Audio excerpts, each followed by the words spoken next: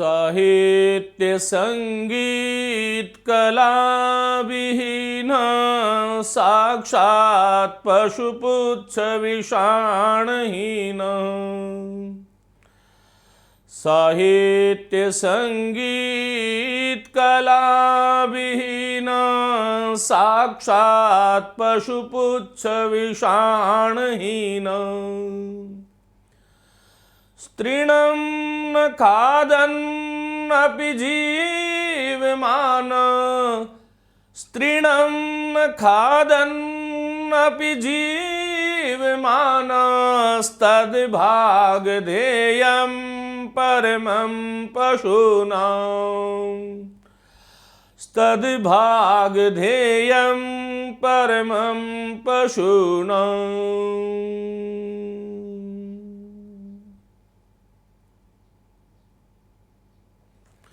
प्रिय साथियों, आप सभी का हार्दिक स्वागत अभिनंदन करता हूं। आज एक नवीन सत्र हम शुरू कर रहे हैं।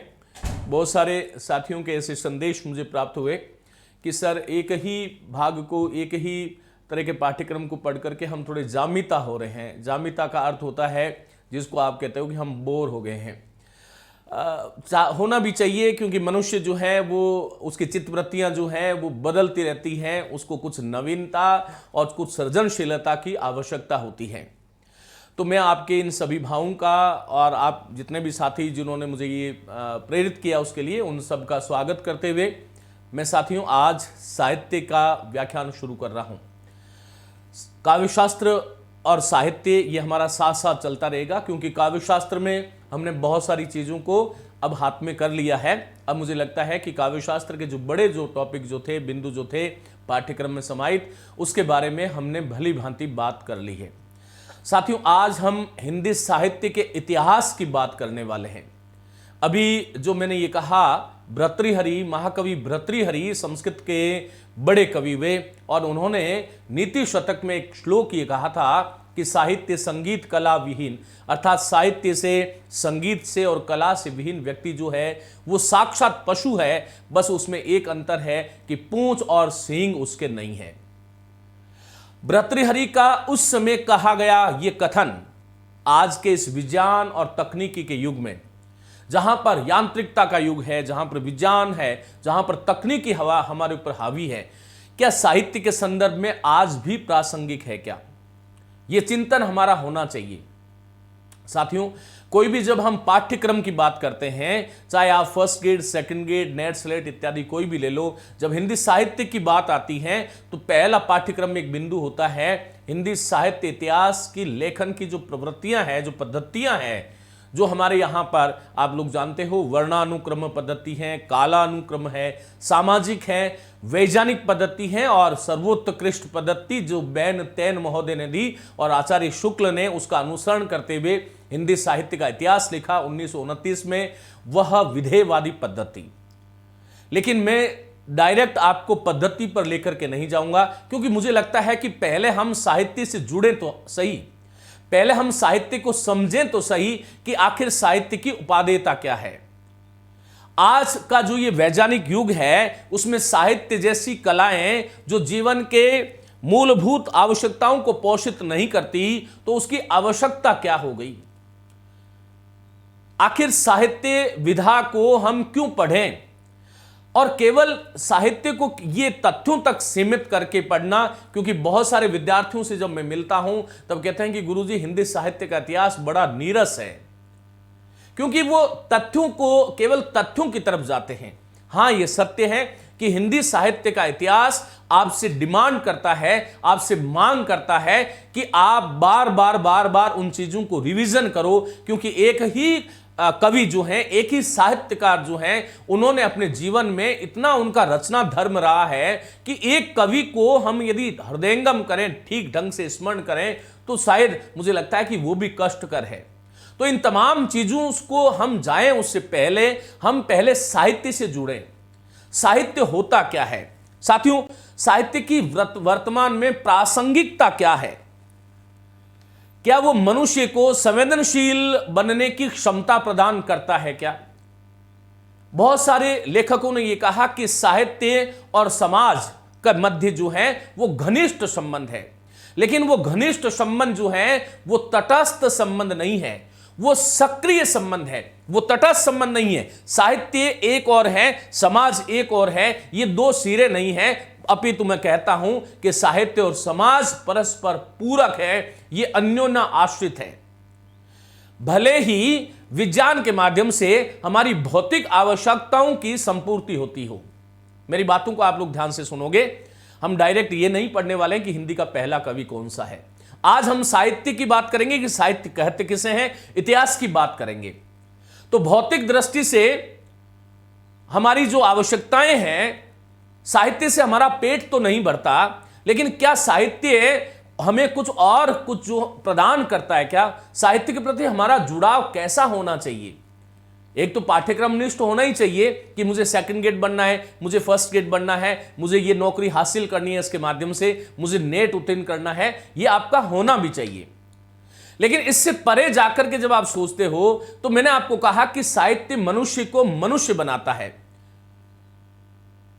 वो भौतिक आवश्यकताओं की संपूर्ति भले नहीं करे, लेकिन मानसिक और बौद्धिक और सृजनात्मकता की आवश्यकता जो है उसकी संपूर्ति मनुष्य को साहित्य के माध्यम से ही होगी, इसमें कोई संदेह नहीं है। साहित्य की प्रासंगिकता का एक प्रतिमान हम यह भी मान सकते हैं कि साहित्य जो है वो समाज में वांछनीय परिवर्तन लेके आता है सक्रिय रूप से।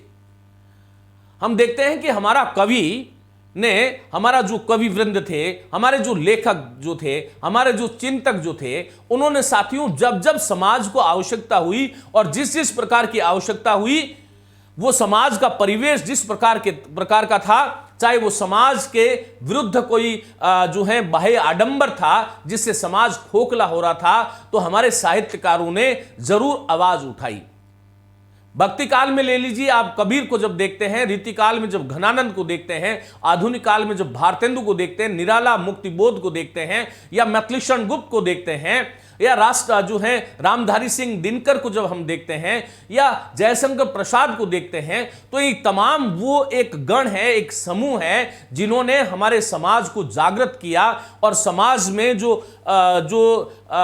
एक तरह से यूं कह सकता हूं कि जो प्रतिमानों के विरुद्ध, नैतिक या सामाजिक प्रतिमानों के विरुद्ध जो परंपराएं जो चल रही थी, उनका पुरजोर विरोध किया और एक सामान्य व्यक्ति को उसके प्रति जागरूक किया, और वो जागरूक होकर के यहां तक कि हम पराधीनता की बेड़ियों से मुक्त हो गई।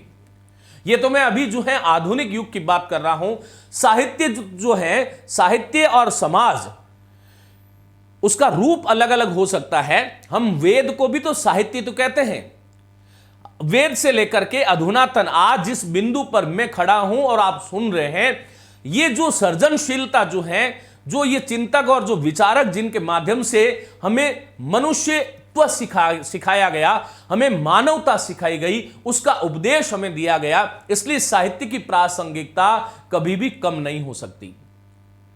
जब हम ये कहते हैं कि साहित्य का अर्थ क्या है, तब हम एक तरफ जब हम व्याकरण की शरण में जाते हैं और हम ये कहते हैं कि भाई सहितस्य भाव इति साहित्यम, सहितस्य भाव अर्थात जो सबका हित करे, जिस कृति के माध्यम से, जिस काव्य के माध्यम से इस समाज के सर्वांगीण लोगों का हित समाहित हो, अर्थात सभी लोगों का जिसके माध्यम से हित होता है, हमें साहित्य उसे ही कहना चाहिए। वो स्थूल विभाजन फिर अलग बात हो गई कि साहित्य गद्य है कि पद्य है कि चंपू है, वो दृश्यात्मक है, वो श्रव्यात्मक है या उभयात्मक है, वो काव्य है कि महाकाव्य है कि प्रबंध काव्य है कि मुक्तक काव्य है। ये भेद उपभेद आगे जो है समझने और समझाने की दृष्टि से किए गए, लेकिन ये बात पक्की है कि साहित्य समाज का हित करता है। जब भी और जहां जहां इस समाज को आवश्यकता होती है, हमारे साहित्यकारों ने एक संबल दिया। एक वैचारिक संबल से बड़ा कोई और चीज नहीं हो सकता, और वो हमारे पास संबल आया कहां से? साहित्य से आया। मुझे प्रेमचंद की एक बात याद आती है। प्रेमचंद कहते हैं साहित्य को लेकर के कि इतिहास जो है उसमें घटनाएं और तिथियां, बड़ी सुंदर परिभाषा उन्होंने साहित्य की दी। अपने अनुभव के माध्यम से बड़ा नाम हिंदी के अंदर हिंदी जगत का एक मूर्धन्य, एक जाज्वल्यमान नक्षत्र है प्रेमचंद। और प्रेमचंद ये कहते हैं कि इतिहास में घटनाएं और तिथियां जो हैं वो सत्य होती है, अर्थात कौन सा व्यक्ति कब जन्मता है, कौन सा राजा की मृत्यु कब हुई, ये तो सत्य होता है। अर्थात इतिहास जो है, इतिहास का मायना क्या है, यहां पर हिंदी साहित्य का इतिहास की बात नहीं कर रहा, मैं बात कर रहा हूं हिस्ट्री की बात। प्रेमचंद कहते हैं कि इतिहास में घटनाएं और तथ्य, जो तिथियां जो होती हैं वो तो सत्य होती है, लेकिन बाकी सब झूठ है। और ये सत्य भी है, कहीं ना कहीं इतिहासकार भी ये मानते हैं कि हमारे पास जो वर्णन जो है वो निश्चित रूप से उस रूप में, यथार्थ रूप में नहीं है, क्योंकि हमारे यहां पर इतिहास लेखन की परंपरा में आदर्शवादी दृष्टिकोण रहा है, यथार्थवादी दृष्टिकोण पाश्चात्य विचारकों का रहा है। और यही कारण है कि हिंदी साहित्य का इतिहास लिखने वाला जो पहला व्यक्ति जो था वो गारसा दत्तासी, जिसने व्यवस्थित इतिहास की बात करेंगे, अनौपचारिक रूप से तो इतिहास ग्रंथ बहुत सारे हुए, लेकिन औपचारिक रूप से यदि मैं बात करूं तो फ्रेंच विद्वान गारसा दत्तासी का जब इस्तेवार द ला लिटरेतुर हिंदुस्तानी जब आता है, उसके बाद में साहित्य लेखन की शुरुआत होती है। तो कहीं ना कहीं जो प्रेमचंद ये कह रहे हैं कि इतिहास में तिथियां और घटनाएं सत्य होती है, बाकी सब झूठ होता है, जबकि साहित्य में हो सकता है कि घटनाएं और तिथियां झूठ हो, क्योंकि वहां पर पात्रों का काल्पनिक चरित्र चित्रण होता है। साहित्य में घटनाएं और तिथियां जो है वो झूठ होती है, बाकी सब सत्य होता है। जब प्रेमचंद अपनी रचना में कोई पात्र लेता है, वो पात्र भले जो है वो किसी प्रकार का काम कर रहा है, लेकिन वो पात्र मध्यम वर्गीय समाज के किसी न किसी वर्ग का प्रतिनिधित्व करता है। वह उन शब्दों के माध्यम से, वो भले जो है उनके पात्र काल्पनिक रहे हो, उनका कोई लेना देना हो सकता है कि ना हो वास्तविक धरातल से, लेकिन फिर भी उनके द्वारा किए गए जो काम, जो हमारे सामने कोई भी साहित्यकार और कृतिकार जो रख रहा है, वो कहीं ना कहीं हमारे इस समाज के मेले कुचले लोगों का, हमारी दमित वासनाओं का, या समाज के किसी न किसी वर्ग का प्रतिनिधित्व अवश्य करने वाला होगा, ऐसा मैं मानता हूं। और आप लोग जो हैं 8th क्लास के विद्यार्थी नहीं हैं, साहित्य की हमें समझ जैसे जैसे बढ़ती है वैसे वैसे केवल एक तो तथ्य होता है कि हमने किसी तथ्य को पढ़ लिया, हमने किसी परिभाषा को पढ़ लिया, और एक साहित्य को जब हम जीते हैं, क्योंकि साहित्यकार के पास वो दृष्टि होती है जो किसी सूक्ष्मदर्शी यंत्र से जो हम नहीं देख सकते, वह साहित्यकार अपनी इन खुली आंखों से जो है लेखनी के माध्यम से हमारे सामने उसका चित्रण कर देता है, और वो समाज की कहीं ना कहीं कोई गंभीर चेतना को लेकर के प्रश्न करता है, और उससे समाज को एक नई दिशा मिलती है। तो प्रेमचंद का ये जो कथन था, चाहे रामचंद्र शुक्ल की बात कर लें, चाहे नगेंद्र की बात कर लें, चाहे गणपति चंद्र गुप्त की बात करें, या हजारी प्रसाद की हम बात करें, ये सारे वो लोग थे जिन्होंने साहित्य को लेकर के इनके पास दृष्टि थी। आधुनिक काल में जब हम बात करते हैं तो नामवर सिंह का नाम बहुत बड़ा सम्मान के साथ लिया जाता है, दिल्ली विश्वविद्यालय के प्रोफेसर भी रहे, और वो जो है साहित्य को जीने वाले लोग थे। तो आज हम इस व्याख्यान में साहित्य क्या है, मैं इसके बारे में आपको एक छोटा सा जो है व्याख्यान के माध्यम से मैं आपको समझाऊंगा, क्योंकि मैंने आपको पहले भी कहा कि हम साक्षात ये नहीं पढ़ने वाले कि लिखो हिंदी का पहला कवि कौन सा है। चाहे आप बोर्ड की पुस्तकें पढ़ोगे, साहित्य में जब आप प्रेमचंद इधर पढ़ोगे तो मैं जो पढ़ाऊंगा वो आपको वहां भी काम आने वाला है।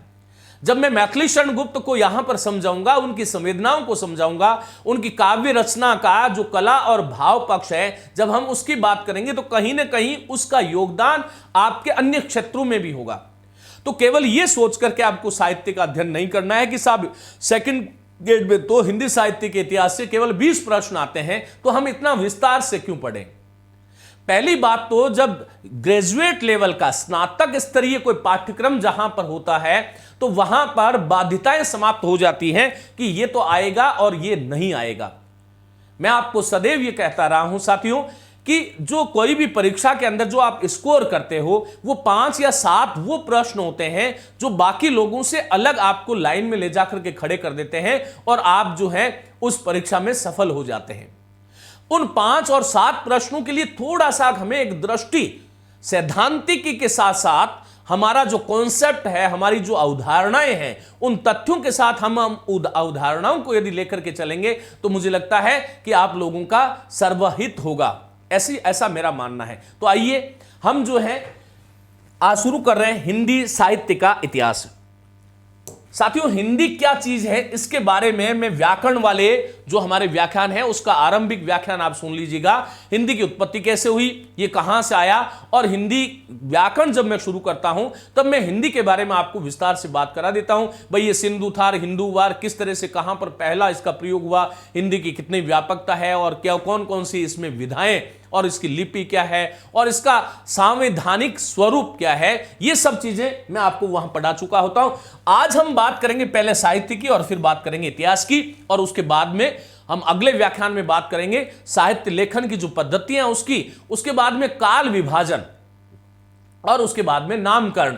हिंदी साहित्य के ग्रंथ की बात करेंगे, फिर उसके बाद में काल विभाजन और नामकरण। नामकरण किस प्रकार से होता है, नामकरण में जो है आदिकाल में इतना क्यों व्याघात और विरोध हमारे सामने उपस्थित हुआ, उसके बारे में हम बात करेंगे। क्योंकि बाकी के युग में जो है वो इतने विरोधाभास नहीं थे कि उसका नाम क्या होना चाहिए। मध्यकाल को लेकर के कोई नहीं कहता कि इसका नाम यही होना चाहिए। हालांकि वो अलग बात है कि कुछ विशेष हमारे जो साहित्यकार जो थे उन्होंने अपनी जो है प्रतिभा के हिसाब से किसी कालखंड विशेष का नामकरण कर दिया, लेकिन वहां पर इतनी समस्या नहीं थी। आदिकाल में क्यों आखिर इस प्रकार की समस्या आई, उसके बाद में हमें इस प्रकार से आगे बढ़ना है। तो ये जो मैंने जो परिचय दिया इसके माध्यम से मुझे लगता है कि आप मुझसे जुड़ पाओ, क्योंकि ऑफलाइन जब क्लासें होती है तो उसमें हम आमने सामने होते हैं, वहां पर मैं आपको मेरे व्यक्तित्व के अनुरूप मैं आपको बना सकता हूं, लेकिन यहां पर आपको समझना होगा, वह दृष्टि आपके पास होनी चाहिए कि सर जो है वो किस प्रकार से हमें पाठ्यक्रम में आगे से आगे लेकर के जा रहे हैं।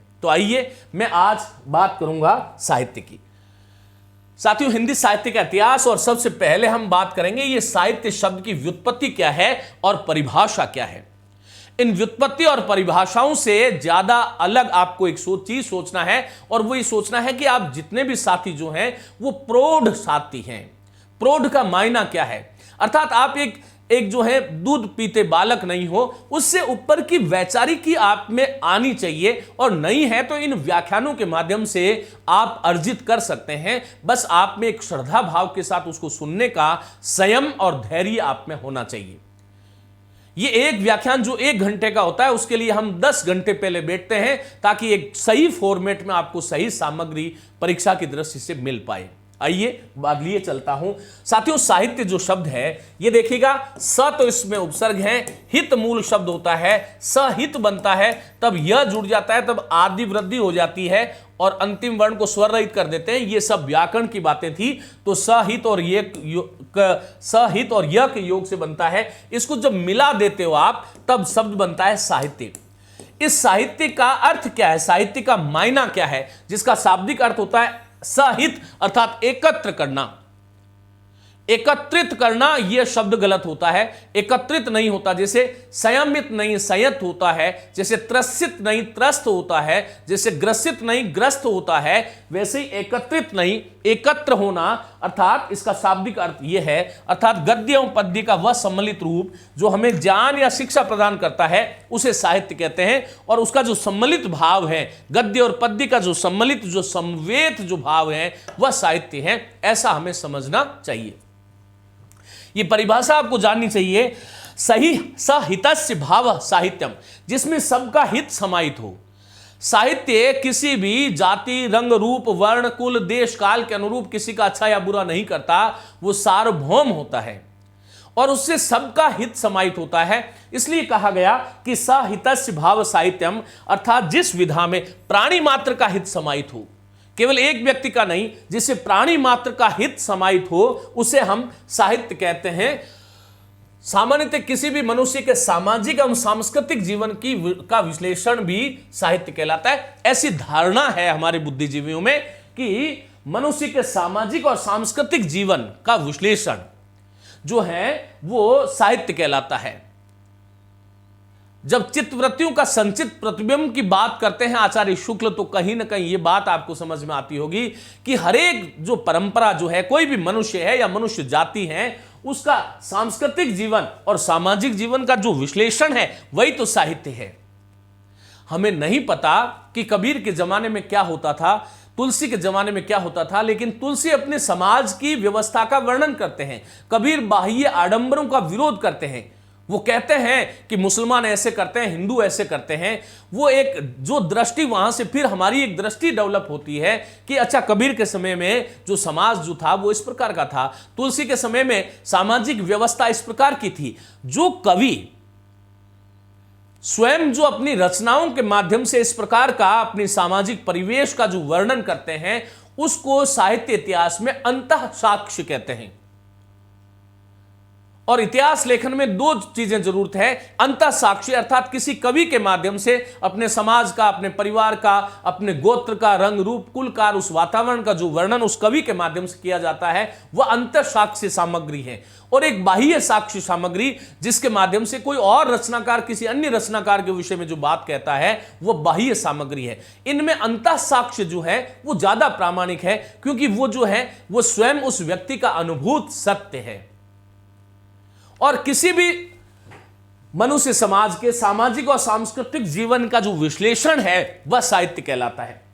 दूसरे दृष्टिकोण से साहित्य शब्द जो है, एक व्युत्पत्ति संस्कृत में यह आती है कि सहित के साथ में जब शय प्रत्यय जुड़ता है तब उसके योग से साहित्य बनता है, जिसका अर्थ है शब्द और अर्थ का यथावत सहभाव। साहित्य में है क्या? वाणी और अर्थ, शब्द और अर्थ। जहां पर शब्द है वहां पर अर्थ है, और जहां पर अर्थ है वहां पर शब्द भी होते हैं। तो शब्द और अर्थ का यथावत जो सहभाव है, अर्थात साथ साथ होना ही साहित्य है। इस प्रकार सार्थक शब्द मात्र का नाम साहित्य है। जो सार्थक शब्द हैं वो साहित्य हैं। साहित्य शब्द में मनुष्य की सारी बोधन और भावन चेष्टाएं समाहित हो जाती है। जो भावनात्मक और जो बोधनात्मक जो चेष्टाएं जो हैं मनुष्य की, जो हमारा बोध है, जो हमारे भाव है, वो सारी समाविष्ट उस साहित्य में हो जाती है और समस्त ग्रंथ समूह साहित्य के अंतर्गत आ जाते हैं। साहित्य मनुष्य के भावों और विचारों की समष्टि है। समष्टि का मतलब समझते हो आप लोग, समष्टि का अर्थ होता है समूह। साहित्य जो है, देखो कितना स्पष्ट लिखा हुआ है कि साहित्य मनुष्य के भाव और विचारों का एक समूह है, जिसको हम लिपिबद्ध कर देते हैं तब वह साहित्य के रूप में आ जाता है। प्राचीन काल में साहित्य शब्द मूलतः शास्त्र के अर्थ में प्रयुक्त हुआ था, परंतु कालांतर में काव्य के लिए भी शब्द का प्रयोग होने लगा। कालांतर में जो है वो काव्य और साहित्य एक तरह से ये पर्याय हो गए हैं। उसकी कहीं हम उसका जगह वांग्मय शब्द का प्रयोग भी करते हैं। इनके बारे में भी हम बात करेंगे। वांग्मय, साहित्य और काव्य, इनके जब व्याकरण की मैं बात करूंगा, अभी प्रसंग अलग हो जाएगा, लेकिन ये चीजें सब अलग अलग है और होती एक ही अर्थ में प्रयुक्त होती है, लेकिन इन चीजों के भाव, जो कोई शब्द का जो निर्माण जब निर्मित होती है तो उसके पीछे कोई न कोई इतिहास जरूर होता है। भर्तृहरि ने भी साहित्य, संगीत और कला की त्रयी में साहित्य को काव्य का समानार्थक माना। अभी हमने जो बात करी थी आरंभ में, जो हमारा स्वभाव है मंगलाचरण करने का, कि साहित्य संगीत कला विहीन साक्षात पशुपुच्छ विषाणहीन, ये वाली जो बात हम जो कर रहे थे उसमें भर्तृहरि की भी बात थी, तो साहित्य को यहां पर काव्य का समान अर्थक माना है। कुछ चीजें यहां पर और मैंने यहां लिखी आपके लिए, देखिएगा। वर्तमान वैज्ञानिक तकनीकी युग में एक प्रश्न अक्सर उठाया जाता है और जो कि स्वाभाविक भी है। मुझे एक बात याद आ रही है, संस्कृत में एक कहावत है कि प्रयोजनम अनुदिश्य मंदोपि न प्रवर्तते कस्मिंश्चित् कार्ये, कि प्रयोजन के बिना, किसी स्वार्थ के बिना, किसी आवश्यकता के बिना, किसी स्वार्थ के बिना कोई मंदबुद्धि व्यक्ति भी किसी काम में प्रयोजन प्रवृत्त नहीं होता। बिना प्रयोजन के किसी काम में प्रवृत्त नहीं होता मंदबुद्धि व्यक्ति भी। तो हम तो मंदबुद्धि नहीं है, तो हमारे दिमाग में ये प्रश्न आ सकता है कि आखिर हम साहित्य पढ़े क्यों। हालांकि अभी आपके सामने एक चीज है कि हमें इसलिए पढ़ना चाहिए क्योंकि हमें सेकंड ग्रेड बनना है, फर्स्ट ग्रेड बनना है, सही कह रहा हूं ना मैं। लेकिन ये प्रयोजन क्या है? तो ये वर्तमान का जो यांत्रिक युग है उसमें प्रश्न उठता है कि साहित्य जैसी कलाएं जो जीवन की मूलभूत आवश्यकताओं की संपूर्ति नहीं करती है। साहित्य से पेट नहीं भरता, मैंने आपको कहा। साहित्य जीवन की आवश्यकताओं की संपूर्ति नहीं करता, वो तो विज्ञान के माध्यम से होगी, वो किसी और माध्यम से होगी। तो साहित्य की आखिर प्रासंगिकता क्या है? ऐसे में साहित्य की क्या कोई प्रासंगिकता है या नहीं, ये प्रश्न आपके दिमाग में भी कभी न कभी आया होगा कि साहित्य की प्रासंगिकता कहां हमें नजर आती है। प्रासंगिकता का अर्थ क्या है कि वह वस्तु समाज के अस्तित्व या विकास में कोई ऐसा योगदान दे पाती है या नहीं जो समाज के लिए महत्वपूर्ण और अपरिहार्य हो।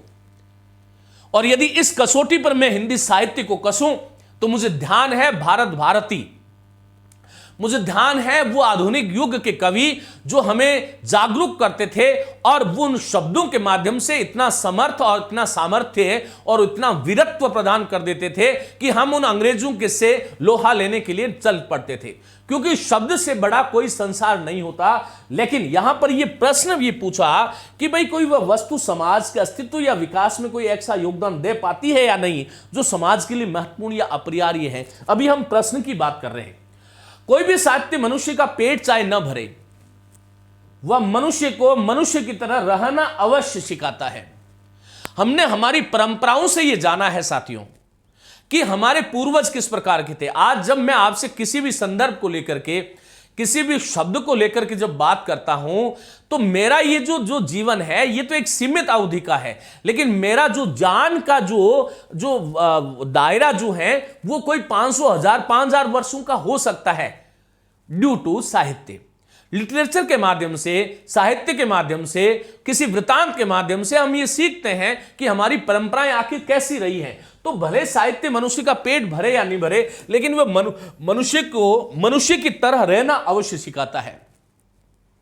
और हिंदी साहित्य अपनी प्रासंगिकता की तमाम कसौटियों पर न केवल अतीत में खरा उतरता आया है। अतीत तो हिंदी साहित्य का जब हम बात करते हैं तो 1000 ईस्वी के आसपास हिंदी साहित्य की शुरुआत हम मानते हैं। हालांकि उसका बीज और उसकी यात्रा जो थी वो जब मैं आपको नामकरण की बात करूंगा तब उसके बारे में विस्तार से बात करूंगा। लेकिन अतीत से हमारा तात्पर्य यह है कि उस समय का साहित्य हो या आज का साहित्य हो, साहित्य हमेशा कहीं ना कहीं अपनी प्रासंगिकता, अपनी उपादेयता और अपनी उपयोगिता सिद्ध करता है। तभी मनुष्य जो है वो साहित्य की तरफ जो है आकृष्ट होता है।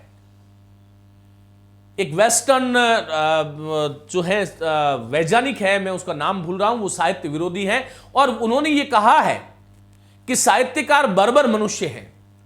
तो वो विरोध की बात तो अलग हो गई, लेकिन ये सत्य है कि साहित्य चाहे अतीत में हो चाहे वर्तमान में हो और अपितु समकालीन चौतरफा दबावों के मध्य भी अपनी जो है प्रासंगिकता साहित्य सिद्ध कर रहा है। ये एक साहित्य के बारे में कुछ स्टेटमेंट जो था मैंने लिखा। साथियों, साहित्य की प्रासंगिकता का पहला प्रतिमान यदि हम समझें तो यह है कि मनुष्य को संवेदनशील बनाने की उसकी क्षमता। जो बहा नहीं भाव में वो पशु है, नीरा मनुष्य है ही नहीं, ऐसा हम सुनते हैं। संवेदनशीलता मनुष्य की सबसे बड़ा अभिलक्षण है और वो संवेदनशीलता उसे कहां से प्राप्त होती है? तब कहते हैं कि वो साहित्य से उसे प्राप्त होती है। तो मनुष्य को संवेदनशील बनाने की उसकी जो क्षमता है वो साहित्य की प्रासंगिकता का पहला प्रतिमान है। जब आप पढ़े लिखे जो लोग होते हैं वो संवेदनशील अधिक होते हैं। कारण इसका क्या है? क्योंकि वो तमाम संदर्भों को जानते हैं और वो संवेदनशीलता का ही प्रतिफल था। आगे हमने लिखा है कि दूसरों के दुख में दुखी होने की क्षमता ही वह शक्ति है जो समाज के जटिल ताने बाने को संरचित करती है। वो एक तरह से उसमें जो है महात्म्य प्रदान करती है। दूसरों के दुख में दुखी होना मनुष्य का सबसे बड़ा अभिलक्षण है, वो मनुष्य की सबसे बड़ी पहचान है। इसलिए जब हम रस की बात कर रहे थे तब मैंने आपको बार बार एक शब्द पर मैंने आपको स्ट्रेस दिलवाया था, वो शब्द था सहृदय। आखिर सहृदय क्या होता है? जो दूसरों के दुख में दुखी हो जाए, जो काव्य को पढ़ के, साहित्य को पढ़ करके, किसी कृति को पढ़ करके उसके जो भाव हैं उसको अपने हृदय में, किसी और के भाव को अपने हृदय में जो है स्थापित करते हुए वो उसके अनुरूप व्यवहार कर ले, वही तो सहृदय मनुष्य होता है। तो यहां पर यह कहा गया कि दूसरों के दुख में दुखी होने की क्षमता ही वह शक्ति है जो समाज के जटिल ताने बाने को संरचित करती है। और आदि कवि वाल्मीकि के मुख से फूटी कविता क्रौंच पक्षी के प्रति उनकी तीव्र संवेदनशीलता का ही तो विस्फोट था।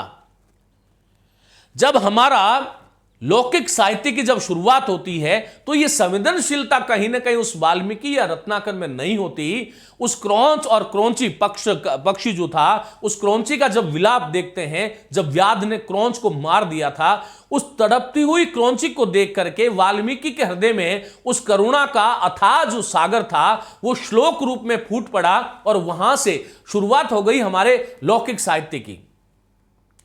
मानिषाद प्रतिष्ठां त्वमगम शाश्वती समः यत्क्रौंच मिथुनाद एकम अवधि यत्क्रौंच मिथुनाद एकम अवधि काम मोहितम। ये जो पहली जो संरचना, ये संवेदनशील जो हृदय था उसके माध्यम से ही ये जो है ये हमारा लौकिक साहित्य की आरंभ हुआ। और इसलिए साहित्य का एक प्रतिमान यह है कि मनुष्य को संवेदनशील बनाने की क्षमता साहित्य में है। वो उस तीव्र संवेदनशीलता का ही विस्फोट था। साथियों, गोदान दिव्या जैसे उपन्यास और हरिजन गाथा जैसी कविताएं इसी संवेदन क्षमता को उद्बुद्ध करती हैं, जागृत करती है, हमारे सामने लेके आती हैं। छायावादी कवि जो हैं, पंत कहते हैं, क्या कहते हैं कि वियोगी होगा पहला कवि, आहा से उपजा होगा गान, निकलकर आंखों से चुपचाप बही होगी कविता अनजान। पहली बार यह संवेदनशीलता हमें कहां से प्राप्त हो रही है, हम इस पे बात कर रहे हैं। वो साहित्य का सबसे बड़ा अभिलक्षण है। और पंत कह रहे हैं कि वियोगी होगा पहला कवि, पहला कवि कोई वियोगी होगा। ये सत्य भी है। वो वियोग की आहा को, उसकी जो वेदना थी, उसकी संवेदना जो थी, वो कालिदास के हृदय तक पहुंचती है। और उसके हृदय में जो करुणा का जो सागर उमड़ा था, वाणी के माध्यम से एक शोक रूपी श्लोक फूट पड़ता है और शुरुआत हो जाती है साहित्य की। तभी कहते हैं कि वियोगी होगा पहला कवि, आहा से उपजा होगा गान। जो आहा, जो करुणा जो है, उसी से उपजा होगा गान। और निकलकर आंखों से चुपचाप व्यंजना है। आंखों से तो पानी निकलता है, लेकिन यहां कविता आंखों से चुपचाप बही होगी कविता अनजान। तो यहां पर ये साहित्य, फिर कहते हैं कि साहित्य की प्रासंगिकता का दूसरा प्रतिमान क्या है। तो दूसरा प्रतिमान यह है कि साहित्य न सिर्फ वैचारिक स्तर पर प्रगतिशीलता को धारण करता है, केवल वैचारिक स्तर पर प्रगतिशीलता को धारण नहीं करता है, अपितु अपने समय की प्रगति विरोधी रूढ़िवादी और यथास्थितिवादी वैचारिकता का पुरजोर खंडन भी करता है। यह साहित्य की सबसे बड़ी पहचान है। फिर से एक बार इसको मैं पढ़ रहा हूं कि साहित्य जो है वो न सिर्फ वैचारिक स्तर पर प्रगतिशीलता को, केवल वैचारिक स्तर पर प्रगतिशीलता को धारण नहीं कर रहा, अपितु अपने समय में जो प्रगति विरोधी रूढ़िवादी और यथास्थितिवादी वैचारिकता जो थी उसका पुरजोर खंडन भी करता है। और हिंदी के हर कालखंड में ऐसा हुआ है। आज हम कबीर को क्यों याद करते हैं? आज हम तुलसी को क्यों याद करते हैं? आज हम जायसी को क्यों याद करते हैं? आज सूरदास को हम क्यों याद करते हैं? कहीं ना कहीं इन सभी ने हमारे उस समाज में, जो उस तत्कालीन जो समाज जो उनका जैसा भी रहा था, उस समाज में जिस प्रकार के भाव जो थे, चाहे वो भक्ति के भाव थे, चाहे हमारे सामाजिक ताना बाना था, चाहे हमारी सांस्कृतिक कोई मूल्य थे, उनको लेकर के जो उन्होंने लिखा, उसी के माध्यम से तो हम ये परिचित हो पाए कि हमारा समाज इस प्रकार का था। तो हर युग में जो यथास्थितिवादी वैचारिकता जो थी उसका पुरजोर खंडन किया। हम देखते हैं भक्ति काल में कबीर जो हैं, पहन पूजे हरि मिले तो मैं पूजूं पहाड़, ताते तो ये चाकी भली पीस खाए संसार, जड़मति पत्थर को पूजते बुद्धि जड़मति होय, हरि तो मिलता ध्यान से बंदे वृथा जीवन क्यों खोय। ये एक जो है, जो आडंबर जो था, जो रूढ़िवादी जो था, जो प्रगति विरोधी जो विचार जो था, उसका खंडन किया कि अंदर झांको, उस पहान पत्थर को पूजने से तुम्हें हरि नहीं मिलेगा। माला फेरत जुग बया फिरान मन का फेर, कर का मन का डारी दे मन का फेर, बकरी पाती खात है ताकी काड़ी खाल, जो नर बकरी खात है तिनको कौन हवाल। तो ऐसे बहुत सारे उदाहरण और दृष्टांतों के माध्यम से काकर पाथर जोड़ के मस्जिद ले ही चुनाए, ताचड़ मुल्ला बांग दे क्या बहिरा भया खुदाए। जितना मुसलमानों की कोई कुरीति जो थी उसका विरोध जितना किया, उसी आत्मबल से उन्होंने हिंदुओं का विरोध भी किया। और जिस हिंदू पर भी वो जो उनकी जो कुरीति जो थी उस पर कटाक्ष किया, ये एक कवि का आत्मबल है, साहस है, जो शब्दों के माध्यम से आग लगा देता है और शब्दों के माध्यम से इस समाज में समता का स्थापना कर देता है। जो आज हम संवैधानिक समता और समतावादी समाज की जो हिमाकत करते हैं, जो कहीं ना कहीं हमारी नजर में एक स्वप्न देखते हैं कि हमारा समाज समतावादी समाज हो, उसका आज से करीबन 700-800 वर्षों पहले कबीर ने अपनी आंखों से जीवन चित्रण भी कर दिया। चाहे आप सुमित्रानंदन पंत को ले लीजिएगा, संविधान बाद में बना, लेकिन उन्होंने जो जिस प्रकार की जो रचनाएं और जो स्थापनाएं जो की, वो कहीं ना कहीं आज के समाज में भी जो है वो उतनी प्रासंगिक है। इसलिए एक लाइन आपने सदैव पढ़ी होगी कि साहित्य कालजयी होता है, वो काल की सीमाओं से अवच्छिन्न होता है, वो परे होता है। काल का ग्रास साहित्य कभी नहीं बन सकता। आदिकाल में लिखी गई बात आज भी उतनी प्रासंगिक है, क्योंकि वो जो समय की उस समय की जो रूढ़िवादिताएं थी, आज भी कहीं ना कहीं हमारे समाज में अंकुरण तो हो ही रहा है उसका। तो भक्ति का काल में चाहे कबीर को ले लो, रीति काल में प्रेम की पीर में पगे हुए कवि घनानंद की बात कर लो, या आधुनिक काल में भारतेंदु की बात कर लें, भारतेंदु नहीं आते या भारतेंदु का सपोर्ट इस हिंदी को नहीं मिलता, तो मुझे ऐसा लगता है, और जो है पढ़े लिखे हर व्यक्ति को लगना भी चाहिए कि भारतेंदु यदि इस युग में अवतरित नहीं होते, भले जो है वो एक देव योग से उनका जो है भौतिक आयु कम रही, लेकिन हिंदी की आयु को वो बहुत अनंत काल तक बढ़ा करके चले गए। ये भारतेंदु की अपनी खासियत थी, जिन्होंने न केवल भाषा पर काम किया, अपितु समाज की जो बुराइयां जो थी, कुरीतियां जो थी, समाज का जो वंचित वर्ग जो था, समाज में जो हताश वर्ग था, निराश वर्ग था, उसको आगे बढ़ाने का काम एक भारतेंदु और भारतेंदु मंडल के कवियों द्वारा बहुत बखूबी रूप से किया गया। उसका विरोध किया, उनमें वो साहस था। कई बार हम देखते हैं कि कई साहित्यकार जिसको जेल में डाल दिया गया, कई साहित्यकार जिनको जो है आजीवन कारावास दे दिया गया, उनके साहित्य रचनाओं पर प्रतिबंध लगा दिया। क्या साहित्य समाज रुका था? नहीं। उनमें एक वो भाव थे कि हमें समाज को बदलना है, वही तो साहित्य है। यदि समाज को बदलने की क्षमता कोई साहित्य नहीं रखता है, तो वो फिर कागज के टुकड़े हैं, वो साहित्य नहीं है। तो हर युग में देखो, चाहे भारतेंदु लो, चाहे जो है निराला लो, गजानन महागव, मुक्तिबोध ले लो, प्रेमचंद जन जन के कवि है, हिंदी के लोकप्रिय कवि है। यूं कह दूं कि भारतीयों की आत्मा में बसने वाला व्यक्ति है प्रेमचंद, जिन्होंने इस समाज की तमाम चीजों पर अपनी बहुत सहृदय लेखनी के माध्यम से इस प्रकार का कटाक्ष और कुठाराघात किया कि समाज को चेतना पड़ा, और समाज की जो चेतना जो थी उसको एक नई दिशा मिली, उनको एक नई जागरूकता हुई उनके काव्य से। प्रेमचंद ने अपने अपने समय की प्रतिमानवीय शक्तियां, जो मानव को मानव होने से वंचित करती है, ऐसी प्रतिमानवीय शक्तियों से लगातार वैचारिक स्तर पर उन्होंने संघर्ष किया। और साथियों, आज के समय में हम अपने संविधान के माध्यम से, मैं अभी बात कर रहा था कि हम अपने संविधान के माध्यम से आज हम जिस प्रकार के समतामूलक साम्यवादी समाज का जो स्वप्न देखते हैं, कबीर और निराला इत्यादि ने अपनी आंखों से, उन्होंने उसे पहले ही देख लिया था। क्या कह रहे हैं कबीर, सुनिए। कबीर कहते हैं कि जाति पाति पूछे नहीं कोई। इस समाज में आज जो हमारा जो जाति का जो एक विष जो है, वस्तुतः हमारे समाज के धरातल पर नहीं है। वो चाहे किसी जो है संकीर्ण स्वार्थों के कारण किसी दल विशेष का वो हो सकता है। भारतीय समाज आज भी समता को पसंद करता है।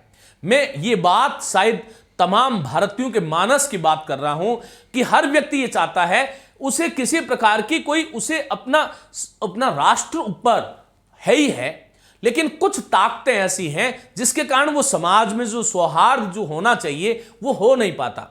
और कबीर ये कह रहे हैं कि जाति पाति पूछे नहीं कोई, जन्मना जायते क्षुद्र। हमारे यहां पर वैदिक साहित्य से चला आ रहा है कि जन्म से जायते शूद्र, संस्कारात् द्विजा उच्यते। हम जब संस्कार जो हैं उसके माध्यम से हम द्विज उच्यते, हम द्विज कहलाते हैं। उसके माध्यम से, क्योंकि मनुष्य का जन्म होना तो सहज है, लेकिन उसमें मनुष्यता का आधान होना यह प्रयासजन्य है। तो कबीर कह रहे हैं कि जाति पाति पूछे नहीं कोई, अरे जो हरि को भजे सो हरि को होई। जो हरि को भजन करेगा, जो हरि का नाम लेगा, वही हरि को होगा। हरि वहां पर द्वार पर जाने के बाद में ये नहीं पूछता अरे तू किस जाति का है, तेरी पांति क्या है, तेरा धर्म क्या है, तेरा लंबाई कितनी है, तेरी चौड़ाई कितनी है, तू गोरा है कि काला है। यह समतावादी समाज की स्थापना जिसके लिए आज भारत का बौद्धिक वर्ग संघर्षरत है, और राष्ट्र के निर्माण में योगदान देने वाले जो महापुरुष चाहे आज भी किसी रूप में अवस्थित हैं, वो कहीं ना कहीं समतावादी समाज का जो स्वप्न देखते हैं। कबीर ने आज से सैकड़ों वर्ष पहले इस बात को देखा। वो कहते हैं हिंदू कहत है राम हमारा, मुसलमान रह माना, आपस में दो लड़ते हैं, मरम कऊ नहीं जाना। हिंदू कह रहा है कि राम हमारा है। अब राम शब्द की जब बात करते हैं तब तो कहते हैं कि रमनते अस्मिन योगिना इति सह राम, जिसमें योगी लोग रमन करते हैं वो राम है। और मुसलमान रहमाना, मुसलमान कहते हैं कि रहीम जी हमारे हैं। भाई परम सत्ता उपास्य जो इष्ट है उसके नाम अलग अलग हो सकते हैं। कहीं हम उसको ईश्वर बना देते हैं, कहीं ब्रह्म बना देते हैं, कहीं हम अल्लाह बना देते हैं, कहीं हम खुदा बना देते हैं, कहीं हम पीर बना देते हैं, कहीं पैगंबर बना देते हैं, कहीं पर कुछ और नाम हम ले लेते हैं, लेकिन वस्तुतः वो तत्व तो एक ही है। इसका भाव यह है। तो कहते हैं कि राम कहते हैं राम हमारा, मुसलमान रहमाना, आपस में दो लड़ते हैं, मरम कऊ नहीं जाना। नहीं तो हिंदू मरम जान रहा है, नहीं मुसलमान। दोनों को जो है मुंह के मारने का जो साहस जो था, और यह सत्य भी था, वह कबीर जैसे फक्कड़ में था। यह साहित्य था। इस साहित्य के माध्यम से क्या समाज में चेतना और जागृति नहीं आई? उस साहित्य को के प्रति हमारा लगाव कैसा होना चाहिए?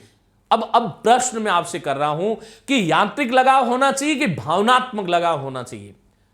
साहित्य से, किसी भी विधा से आप जब प्रेम करने लग जाते हो तब वह विधा आपको और ज्यादा फलवती होती है।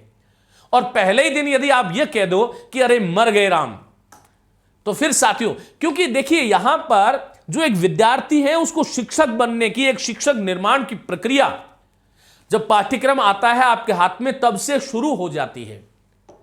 इस प्रक्रिया से गुजरते गुजरते आपका परिष्करण न जाने कब हो जाएगा, क्योंकि जिस प्रकार से आप सुनोगे आपका व्यक्तित्व तो वैसा ही तो होगा। इसलिए इन चीजों को केवल सुनना ही नहीं है, अपितु सीखना भी है, समझना भी है। मैं कई बार विद्यार्थियों को ये कहता हूं कि हर समय अपने पाठ्यक्रम का भूत और पाठ्यक्रम का बोझ अपनी खोपड़ी पर लेकर के बिल्कुल ना रहें। हमें ज्ञानात्मक दृष्टि से अध्ययन करना है। उसके बाद में जब आप ज्ञानात्मक दृष्टि से पढ़ोगे तो वह आपका व्यक्तित्व बन जाता है। फिर आपको यह गाइड से पढ़ने की जरूरत नहीं है। और यदि कोई बड़ा एग्जाम आपको पास करना है तो वैसे भी आप गाइड के माध्यम से पढ़ करके, कोई बड़ा एग्जाम मैंने आज तक एकमात्र व्यक्ति नहीं देखा जो गाइड पढ़ करके बहुत बड़ा बन गया हो। तो यह साहित्य को हमें जो है हृदय से जीने की बात है। साहित्य की प्रासंगिकता की एक कसौटी यह भी है कि वह समाज में वांछनीय परिवर्तनों के लिए सक्रिय रूप से सहायक हो पाता है।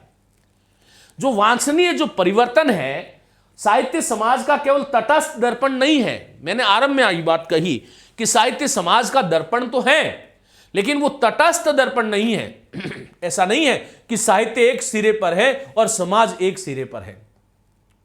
तो साहित्य समाज का जो है वो एक सक्रिय भागीदारी निभाता है। उनके जो साहित्य के जो संवेदन है वही कहीं ना कहीं समाज के संवेदन है। इसलिए बिंब प्रतिबिंब भाव इसको हम कहते हैं। और तब जो है हमारे साहित्यकारों ने कहा कि साहित्य और समाज जो है वो अन्योन्याश्रित है। यदि हमें साहित्य को देखना है तो उस समय तत्कालीन समाज को जरूर देखना चाहिए।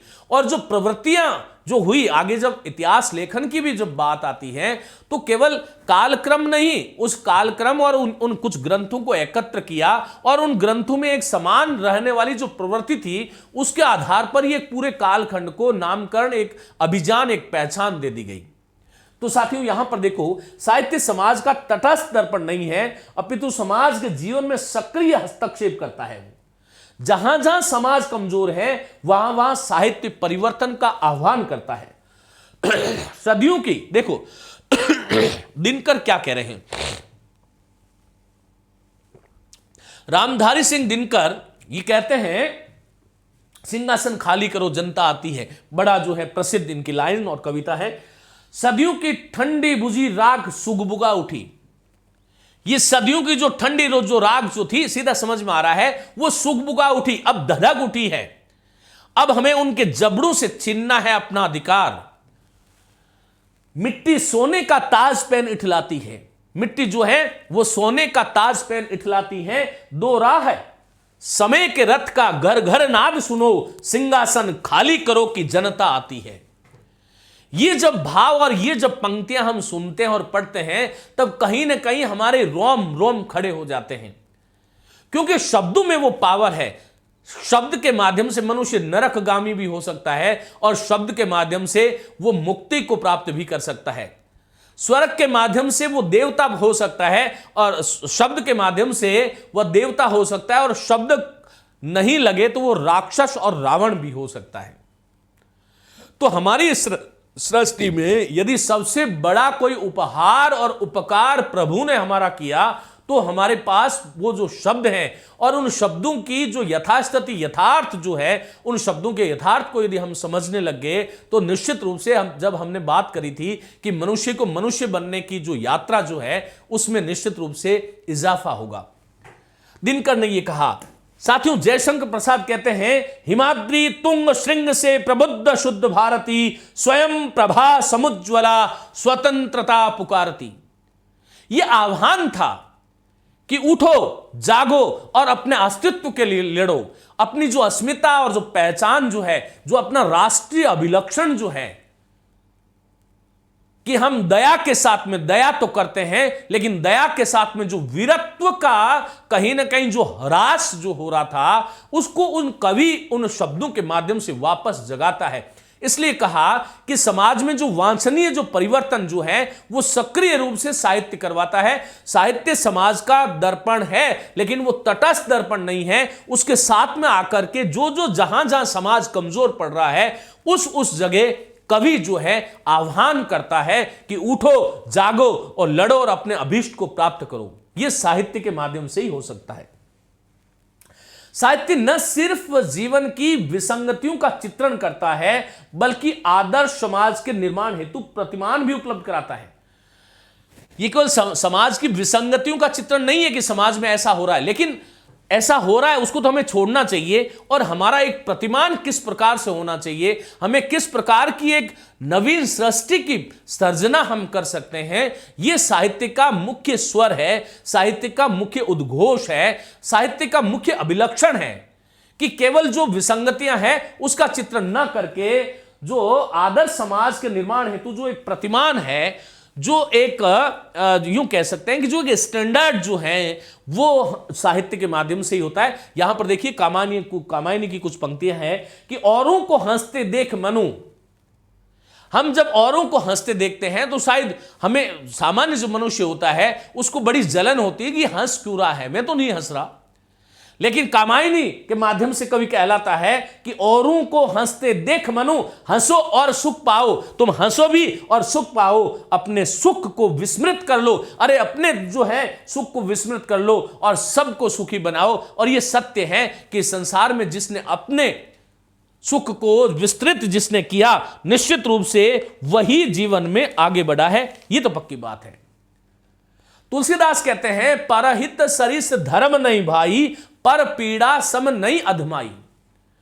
कि परहित सरिस धर्म नहीं भाई, ये केवल जो है विसंगतियों का चित्रण नहीं कर रहा, बल्कि वो समाज का निर्माण एक प्रतिमान प्रस्तुत कर रहा है कि परहित सरिस धर्म नहीं भाई और पर पीड़ा सम नहीं अधमाई। और दूसरे को पीड़ा पहुंचाने के समान कोई अधम कृत्य नहीं है, और दूसरे का हित करने के समान कोई और धर्म नहीं हो सकता।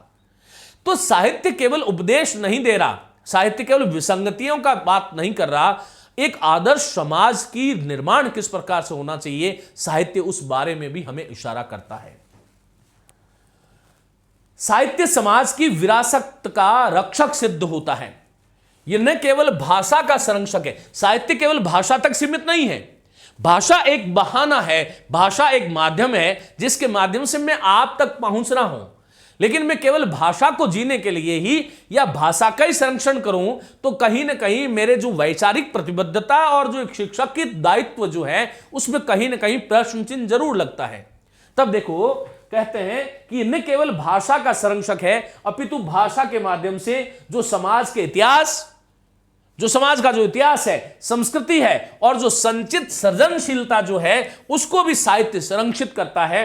चूंकि साहित्य समाज का जीवन चित्रण होता है, ये समाज का जीवन चित्र होता है। साहित्य समाज का जो जीवन है उसका एक चित्र प्रस्तुत करता है हमारे सम्मुख, इसलिए उसमें घटनाएं और तिथियां चाहे सत्य न हो किंतु जीवन, जो जीवन शब्दों के माध्यम से व्यक्त होता है वह पूर्णतः सत्य होता है। कितनी बड़ी बात है कि घटनाएं और तिथियां भले ठीक नहीं हो, प्रेमचंद वाली बात आगे हम करेंगे, पहले जो इसके बारे में मैंने बात करी कि घटनाएं और तिथियां भले सत्य न हो लेकिन जीवन, जो जीवन शब्दों के माध्यम से व्यक्त होता है वह पूर्णतः सत्य होता है।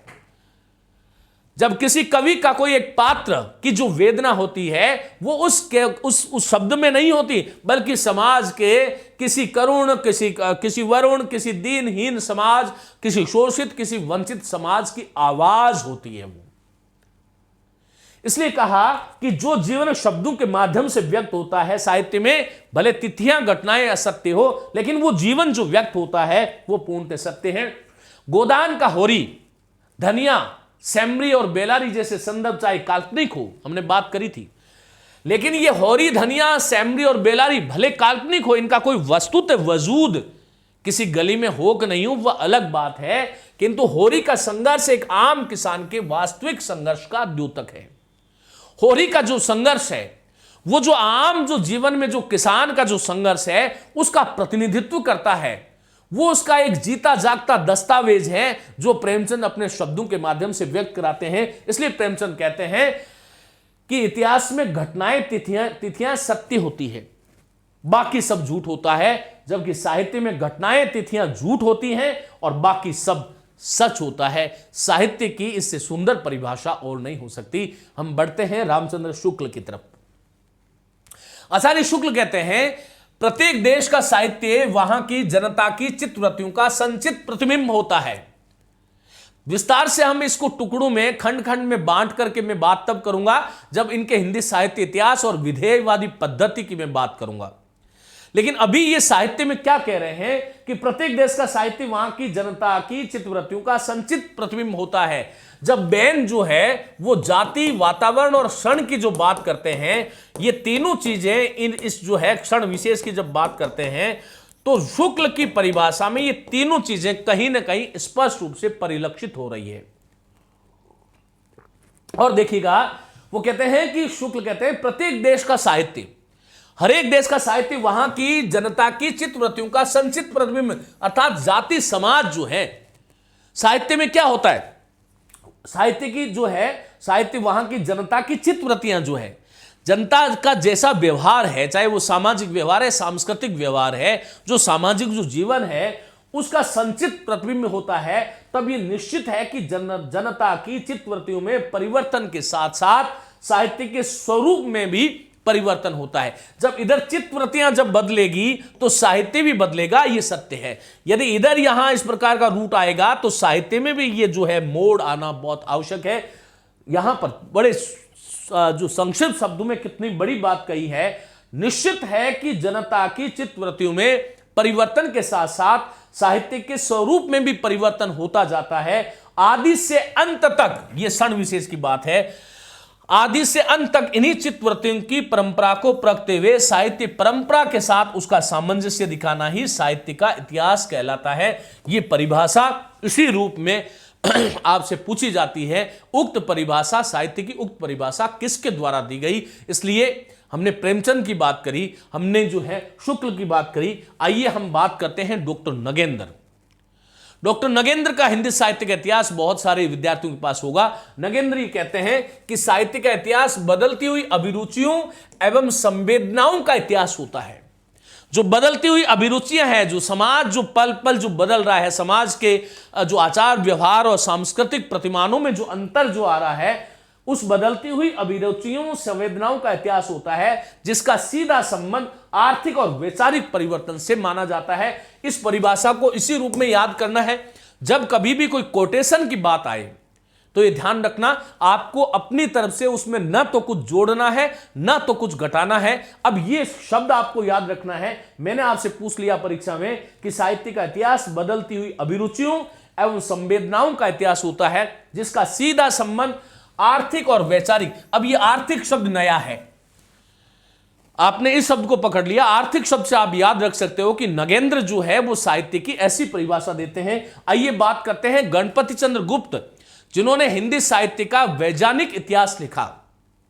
एक बात यहां पर और भी कहना चाहूंगा कि बहुत सारे शिक्षक एक गड़बड़ कर देते हैं कि जब इतिहास लेखन की पद्धतियों में जब वैज्ञानिक पद्धति की बात आती है तब वो कहते हैं कि गणपति चंद्र गुप्त का जो हिंदी साहित्य का वैज्ञानिक जो इतिहास है वो वैज्ञानिक पद्धति से लिखा गया है। एक पढ़ा लिखा विद्यार्थी इस बात को जानता है कि वैज्ञानिक नाम था उनका, वस्तुतः ये इतिहास की विकास क्रम की व्याख्या थी, विकास पद्धति के आधार पर लिखा गया इतिहास था गणपति चंद्र गुप्त का, न कि वैज्ञानिक पद्धति पर आधारित। क्योंकि विज्ञान पर साहित्य और विज्ञान में, क्योंकि विज्ञान में एक्सपेरिमेंट होते हैं, प्रयोग होते हैं, फिर तथ्य निकाले जाते हैं। साहित्य में ऐसा कोई जो है एक्सपेरिमेंट नहीं होता। साहित्य में जो जैसी चीज है उसका वैसा ही तो लेखन करना होता है, इसलिए वैज्ञानिक पद्धति इतनी लोकप्रिय भी नहीं हो पाई। आगे हम ये बात करेंगे। खैर, गणपति चंद्र गुप्त कहते हैं कि साहित्यिक क्षेत्र में सर्जन शक्ति साहित्यकार की नैसर्गिक प्रतिभा। अब ये नैसर्गिक प्रतिभा और युगीन चेतना, ये दो शब्द याद कर लो गणपति चंद्र गुप्त के साथ में, कि नैसर्गिक प्रतिभा सांस्कृतिक परंपराओं, युगीन चेतना और क्रिया प्रतिक्रिया से प्राप्त होकर गति प्राप्त करता है साहित्य। ये उनकी परिभाषा है। आगे मैं लिए चलता हूं। अब साथियों, इतिहास की हम बात करेंगे, लेकिन आगे वाले व्याख्यान जो होगा उसमें मैं आपसे इतिहास की बात करूंगा। क्या है इतिहास और किस प्रकार से आज जो हमारा जो फोकस जो अभी तक जो था वो था, मैं आपको ये समझाना चाह रहा था कि साहित्य क्या है। मैं जैसे जैसे आगे बढ़ूंगा वैसे वैसे आपको बिल्कुल उन तथ्यों की तरफ और परीक्षा ओरिएंटेड हम होंगे, लेकिन उससे पहले उस साहित्य से हमारा लगाव जो है वह हृदय से होना चाहिए। बहुत सारे अभ्यर्थी मुझे जब ये मैसेज करते हैं, ये संदेश मुझे प्राप्त होता है कि सर आपके कारण हमारा हिंदी के प्रति लगाव हो गया, वैसा ही अब मैं आप लोगों से सुनना चाहूंगा कि साहित्य के प्रति हमारा जो लगाव जो था वो आज से पहले किसी और तरीका था, और अब हमारा जो लगाव है किसी और तरीके से और तरह का हमारा लगाव उसके हो रहा है। और ये लगाव बहुत जरूरी है, क्योंकि प्रेम से कोई भी चीज, बड़ी से बड़े काम जो है सिद्ध हो जाते हैं। परेशान और हैरान होने से कोई भी चीजें कभी सिद्ध नहीं होती। बिल्कुल मत सोचिए कि हिंदी साहित्य निरस है। हिंदी साहित्य बिल्कुल सरस है, ये रस सहित है, इसमें आनंद आता है। साहित्य में काई की निरसता, साहित्य कभी निरस नहीं हो सकता। मेरी शुभकामनाएं। नमस्ते, धन्यवाद।